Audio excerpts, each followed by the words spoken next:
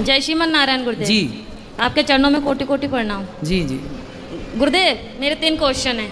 मैं ये पूछना चाहती हूँ, अगर कोई लड़की अपने आप से अपना चरित्र खराब करे तो उसको पाप तो वो लगेगा, अगर माता पिता ही उसका चरित्र खराब कर दे तो? माँ बाप अपनी बेटी का चरित्र खराब करें जी। तो माँ बाप कैसे खराब कर सकते हैं? हमारे साथ में ऐसा हुआ गुरुदेव। कैसे? क्योंकि पहले जब हमारा विवाह हुआ तो उस समय मैं 10-11 साल की थी। जब आपका ब्याह हुआ? हाँ, तो पर वो विवाह नहीं था, हमें बेचा गया था। आपको किसने बेचा? माता ने हमारी। आपकी माँ ने बेच दिया? किसको बेचा? जिनके साथ में विवाह किया उनसे पैसे लिए गए थे। तो वो कितनी उम्र का था? वो हमसे ज़्यादा उम्र के थे। कितने? ऐसे ही लगभग 19-20। वो 19 साल का था। जी। और आप उस समय कितने साल की थी? ऐसे ही 10-11 साल की जो पहला पीरियड होता है वो मेरी शादी के बाद ही आई।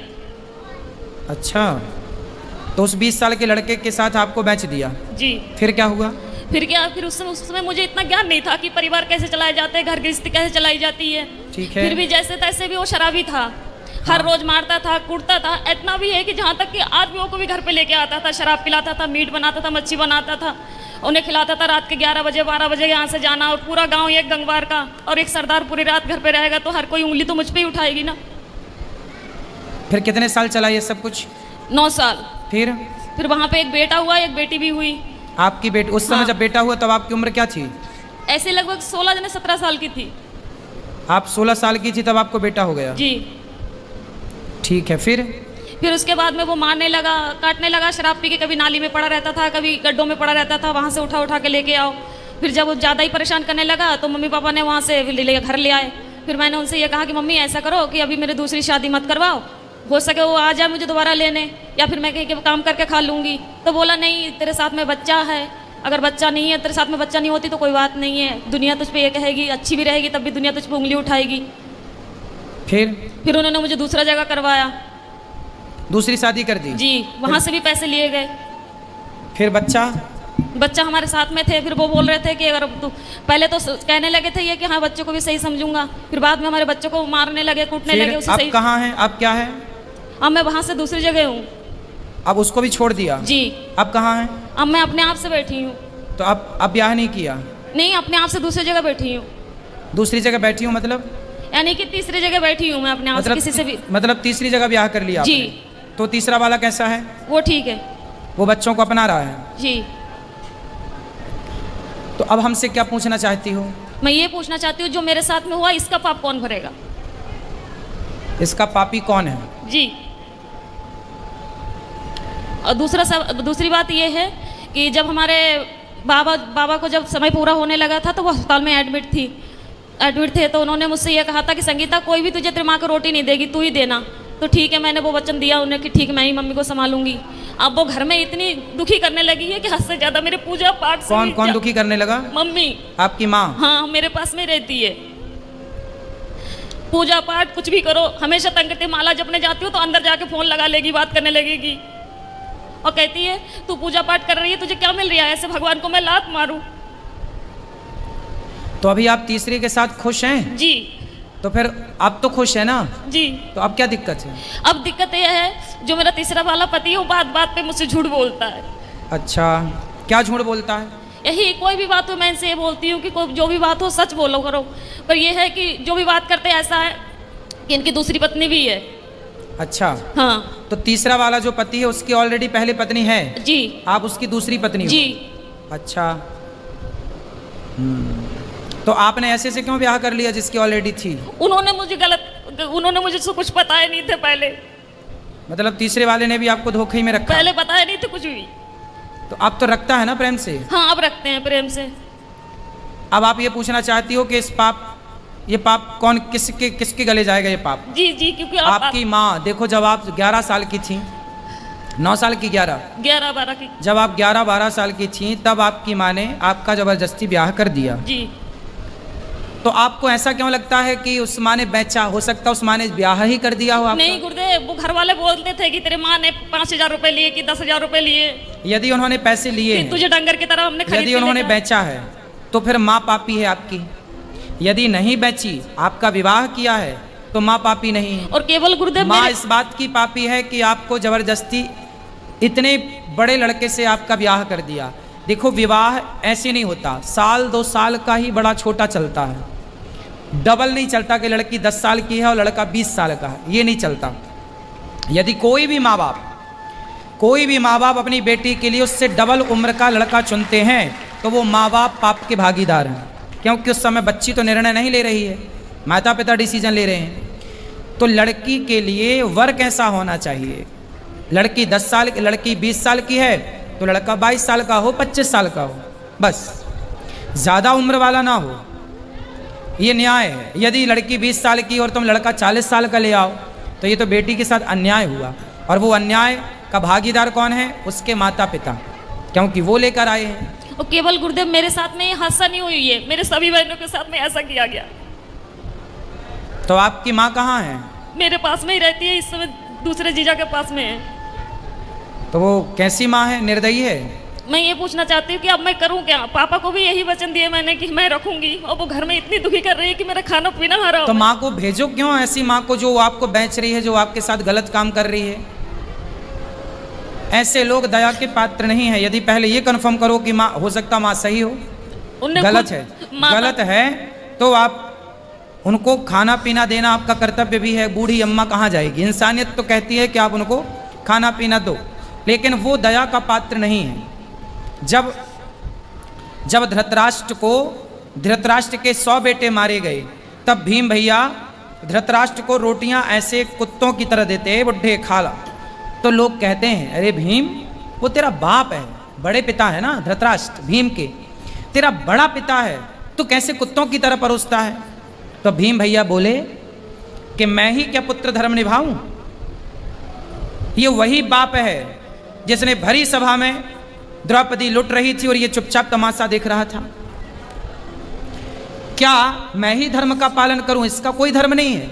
ये वही धृतराष्ट्र है जो भीम को गले लगाने के बहाने दबाकर मारना चाहा, वो तो भगवान ने दूसरा पुतला दे दिया भीम का। कुल मिलाकर के ये धृतराष्ट्र इस दया का योग्य नहीं है, दया का पात्र नहीं है। कुछ लोग दया के पात्र होते हैं, कुछ लोग दया के योग्य भी नहीं होते। फिर भी आप दया करके रोटी तो दो, सेवा तो कर लो। अब जो किया उसने वो पाप भोगेगी, आप क्यों पाप मोल लो, आप सेवा ना करके पाप क्यों मोल लो। आपके आश्रित है तो सेवा करना। घर में कलेश ये करती है ना कि जब मैं माला लेके बैठूं तो उसी कमरे में चली जाएगी, फोन लगा के बात करने लगेगी। हाँ तो उसको फोन लेके हटाओ, किससे बात करना बुढ़ापे में उसको, बहनों से कुछ नहीं तो हर मोबाइल लेके रख लो, बोले मोबाइल नहीं मिलेगा, फिर लड़ाई हो जाती है, घर में कलेश करने लगती है वो। तो फिर आप जानो और आपकी माँ जाने, मैं क्या करूं बताओ, क्या करूं मैं बताओ।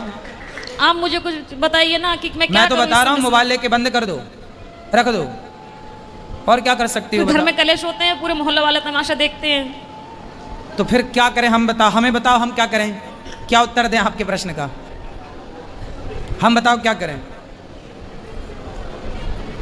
हम ये तो नहीं कह सकते कि आप निकाल बाहर करो। मेरा इच्छा तो यही है गुरुदेव, जब भले ही आप हमें गलत समझे। हाँ तो ठीक है, आपका मन है तो आप देख लो, जो आपका मन है वो करो, जो आपका मन है वो आप कर सकते हैं, स्वतंत्र हैं आप। यदि वो अपराधी हैं तो बिल्कुल आपको साथ में नहीं रखना चाहिए। और दूसरी क्वेश्चन ये है गुरुदेव, अगर किसी जगह में मेरी इज्जत नहीं होती हो, कोई इंसान मैं वहाँ पे जा रही, मुझे पानी को नहीं पूछता हो, क्या मुझे वहाँ पे जाना चाहिए? ना, वहाँ कदापि नहीं जाना चाहिए। आवत ही हर से नहीं नैनन नहीं स्नेह, तुलसी तहाँ न जाइए कंचन बरसे मेघ। वहाँ कभी नहीं जाना चाहिए जहाँ आपके जाने से सामने वाले को प्रसन्नता ना हो। हाँ तो वो जैसे मेरी सौतन है,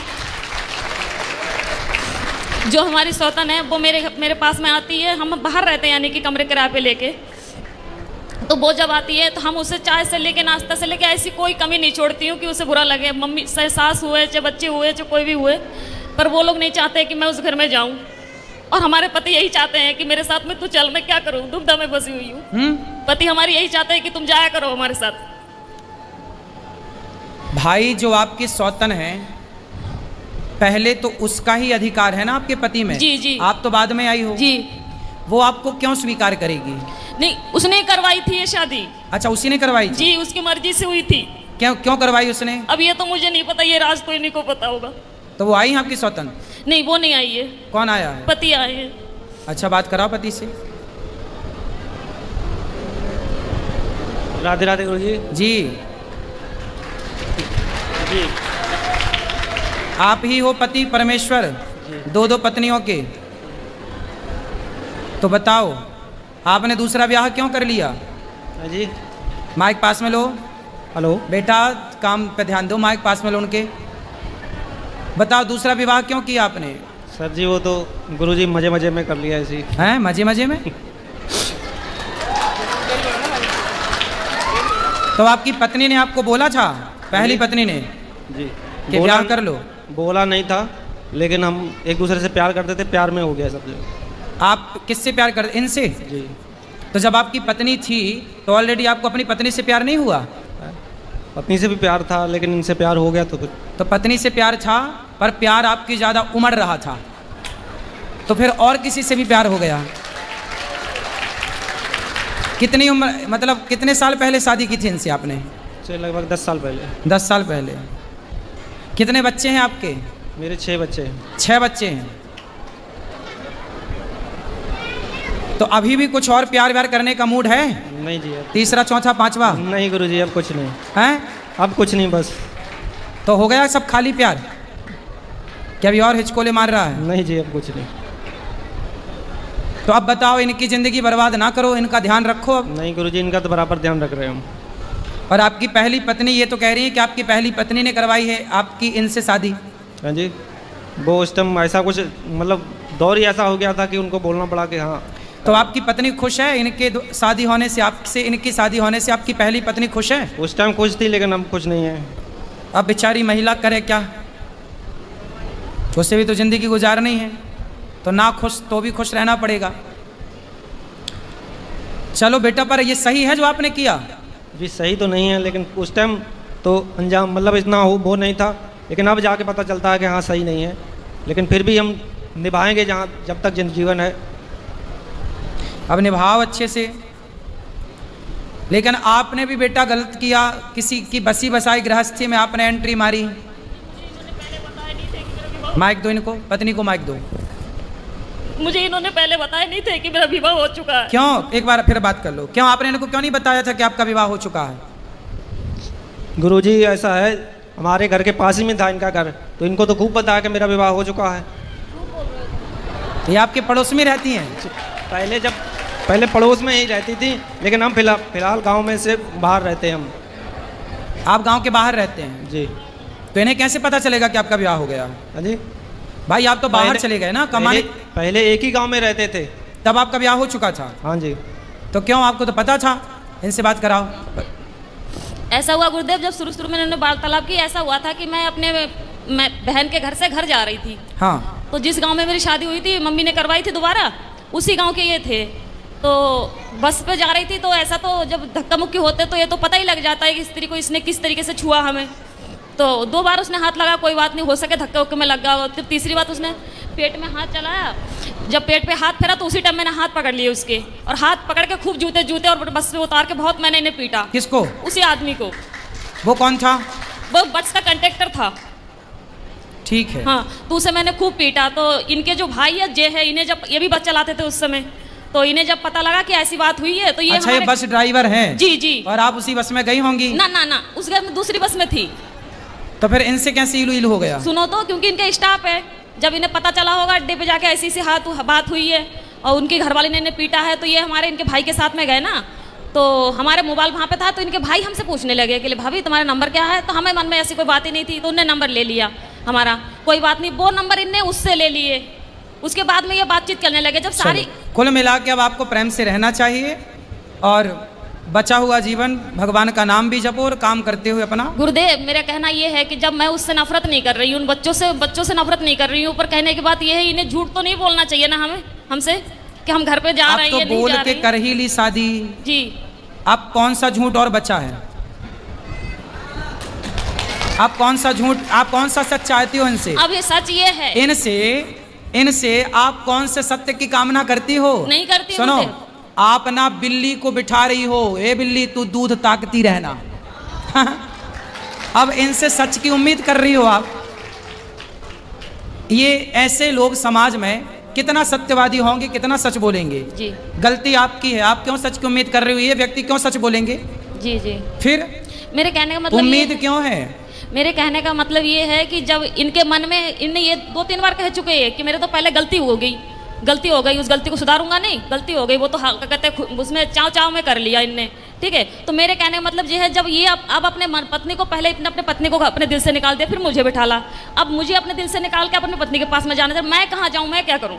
भाई इनके ऊपर तो इनकी पहले पत्नी का ही अधिकार है। जी ठीक है जी जी तो इनकी गृहस्थी तो मस्त चलने दो। जी तुम अब जब इन्होंने स्वीकार किया तो रहो, अब तुम इनकी गृहस्थी में दखलंदाजी ना करो, रहो साथ में। जी जितना प्यार इनका मिले, जितना मिले उतने ही में खुश रहो। इन पर इनकी पत्नी का, पहली पत्नी का पूरा अधिकार है। जी गलती इनकी पत्नी की तो कोई गलती नहीं है, वो तो बेचारी हर जगह निर्दोष है। जी जी उसकी तो उसने कोई अपराध नहीं किया। जी अपराध आपने किया है और इन व्यक्ति ने किया है, जी जो अपनी पत्नी के होते हुए किसी और स्त्री से मन लगाया। जी और आपको भी जब 2 जगह ठोकर लग चुकी थी तो तीसरी जगह क्यों किसी पुरुष के पास ही गई? भगवान के पास ना जाती कि मेरे तो गिरधर गोपाल, क्यों ना बन गई मीरा तुम भगवान की? उस समय कभी ये चीजें सुनी नहीं थी, कभी माता पिता ने बतलाए नहीं थे, ये चीजें कभी जानती नहीं थी मैं। अब इसलिए तो कहते हैं सत्संग करो। जब 2 से तुम्हें सुख नहीं मिला तो तीसरा कौन सा सुख दे देगा और चौथा कौन सा देगा? तो आप मुझे ये बताइए, अब मैं किससे उम्मीद लगाऊं? अब तो इसी के साथ रहो। रहती तो हूँ, रहूंगी भी, पर मैं कह रही मैं किससे उम्मीद लगाऊं? भगवान से और इस आदमी से। खड़े तो आपके बगल में, अब ये ला के देंगे सब। आपको क्या चाहिए बताओ, क्या कामना है आपकी बताओ? रोटी कपड़ा देते हैं ये आदमी के नहीं? जी। रहने को छाया देते हैं घर? जी। तो फिर अब क्या चाहिए बताओ? मैं खाली ये चाहती हूँ कि जैसे मैं इनसे कोई भी बात छुपाती नहीं हूँ, झूठ नहीं बोलती हूँ, तो ये बात पे मुझसे झूठ बोलती है, इसीलिए दिल क्या दुखता झूठ है। बोला ये बताओ? जैसे कोई बात हुई, हम इनसे ये कहते हैं बच्चों से बात होती है, बच्चों से बात करो, दीदी से बात होती है, इनकी घरवाली से, मैं दीदी से बात होती है, इंसान बोल तो सकते हैं कि संगीता आज घर पे बात हुई थी कि मम्मी हाँ को तो भाई सुनो, वो अपनी पत्नी से बात करेंगे तो आपको आपत्ति नहीं होनी चाहिए ना? नहीं होती है मुझे। वो अपने बच्चों से बात करें, वो अपनी पत्नी से बात करें, पहली पत्नी से, आपको क्या ऐतराज होना चाहिए? तो अगर पति कोई विपदा में हो तो जैसे ऐसा है कि इनके साथ में ये हादसा हुआ था, ये बिस्तर में पड़ गए थे 2.5-3 महीने के लिए, बिल्कुल लैट्रिन पेशाब सब घर पे ही करवाती थी गोदी पकड़ के। तो तब इनकी घरवाली आई तो आके जब देख के चली गई, उसके बाद में दोबारा फोन नहीं किया कि कैसे है कैसे नहीं है, ना दुख में साथ दिया। बेटा इन बातों में कोई सार नहीं है।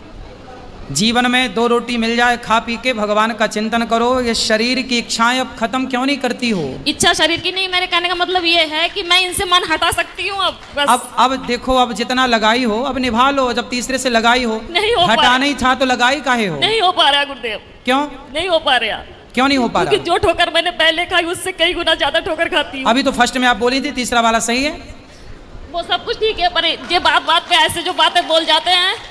अरे बात का क्या है, कसमें वादे प्यार वफा सब बातें हैं, बातों का क्या क्या बोल जाते हैं, क्यों ध्यान रखती हो? अब तो भगवान का चिंतन करो और जैसा है अब रहो। मेरा पति मेरा देवता है, अंधा लंगड़ा बहरा खाना खोरा कैसा? तो अगर ये खुद ही कहे लड़ाई में बात की चली जा जहाँ जाने हो, फिर तो काहे लड़ाई करती हो? लड़ाई हमारी वजह से नहीं होती, लड़ाई इनकी वजह से होती। काहे लड़ते हो भैया? गुरुजी ऐसा है कि बात बात पे मुझ पे शक करती हैं कि ऐसा करते हो, कोई वैसा करते हो। शक करती हैं? आपको जी। शक करने का अधिकार है, मतलब आप शक करोगी। सच बोले तो भी झूठ, झूठ बोले तो भी झूठ।